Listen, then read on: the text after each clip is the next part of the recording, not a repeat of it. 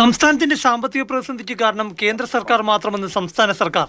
എന്നാൽ കേന്ദ്രം മാത്രമല്ല ഉത്തരവാദി, സംസ്ഥാനത്തിന്റെ വീഴ്ചകളാണ് പ്രധാനമെന്ന് പ്രതിപക്ഷം.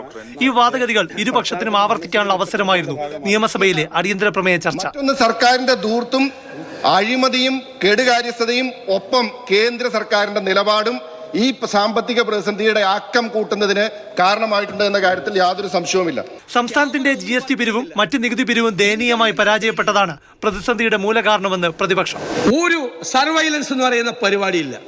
ഇന്ന് കേരളത്തിൽ ഏത് സാധനവും മറ്റ് സംസ്ഥാനങ്ങളിൽ നിന്ന് കൊണ്ടുവന്ന് നികുതി കൊടുക്കാതെ വിൽക്കാൻ പറ്റുന്ന നികുതി വെട്ടിപ്പുകാരുടെ പറുദീസയാണ് കേരളം. ട്രഷറി താഴിട്ട് പൂട്ടി താക്കോൽ പോക്കറ്റിലിട്ടുകൊണ്ടാണ് ധനകാര്യമന്ത്രി നടക്കുന്നത്. എന്നാൽ കേന്ദ്രം നൽകാനുള്ള 57,800 കോടി രൂപ നൽകിയെങ്കിൽ ഒരു പ്രശ്നവും ഉണ്ടാകുമായിരുന്നില്ലെന്ന് ഭരണപക്ഷത്തിന്റെ പിടിവള്ളി. വലിയ വരുമാനങ്ങളുടെ കാര്യത്തിൽ വലിയ വെട്ടിക്കുറവ് വന്നിട്ടും ചെലവിന്റെ കാര്യത്തിൽ കുറവ് വന്നില്ല സാർ.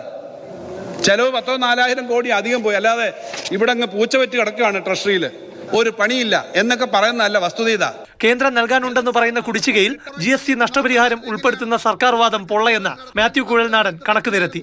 നിങ്ങൾ കിഫ്ബി രൂപീകരിച്ചില്ലേ? കിഫ്ബിക്ക് AAA റേറ്റിംഗ് ഉണ്ടായിരുന്നുവെങ്കിൽ സർക്കാർ ഗ്യാരണ്ടി കൊടുക്കാതെ ജനം പണം ഇൻവെസ്റ്റ് ചെയ്യുമായിരുന്നു. ഇതിനു മറുപടിയായി കുഴൽനാടന് ധനമന്ത്രിയുടെ കടന്നാക്രമണം. സാർ, അദ്ദേഹം കിഫ്ബിക്കെതിരെ കേസ് കൊടുത്ത് കിഫ്ബിയെയും പെൻഷൻ കമ്പനിയുടെ എല്ലാം കാര്യത്തിൽ ഗവൺമെന്റിനെ ഈ തരത്തിൽ, കേരളത്തിലെ ജനങ്ങളെ ഈ തരത്തിൽ എത്തിച്ച ഒരാളാണ്. പക്ഷെ അദ്ദേഹത്തിന്റെ അവിടെ ഈ 450 കോടി രൂപയുടെ ഏറ്റവും വലിയ ചരിത്ര നേട്ടം ഇതേ കിഫ്ബിയുടെ എന്ന് പറഞ്ഞിട്ട് പടമൊക്കെ അടിച്ച് ഇറക്കിയിട്ടുള്ളതും അവിടെ തന്നെ ഉണ്ട്. സംസ്ഥാനത്തിന്റെ നന്മയ്ക്കായി ഡൽഹിയിൽ യോജിച്ച് സമരത്തിന് ഇറങ്ങണമെന്ന് ധനമന്ത്രിയുടെ അഭ്യർത്ഥന. മുൻ ധനകാര്യ കമ്മീഷൻ വിഹിതം കുറച്ചതിനോട് അപ്പോൾ പ്രതികരിക്കാതെ ഇപ്പോൾ സമരവുമായി ഇറങ്ങുന്നത് തെരഞ്ഞെടുപ്പ് മുന്നിൽ കണ്ടെന്ന് പ്രതിപക്ഷത്തിന്റെ മറുപടി. സാർ, ഈ സർക്കാർ ലാഘവത്വത്തോടു കൂടിയാണ് ഇതിനെ കാണുന്നത്. സാർ, അതിൽ ഞങ്ങൾ ശക്തിയായി പ്രതിഷേധിക്കുന്നു. ഞാനും എൻ്റെ പാർട്ടിയും ഞങ്ങൾ വോക്കൗട്ട് ചെയ്യും. നിയമസഭയിൽ നിന്നും പ്രശാന്ത് കൃഷ്ണ, മാതൃഭൂമി ന്യൂസ്.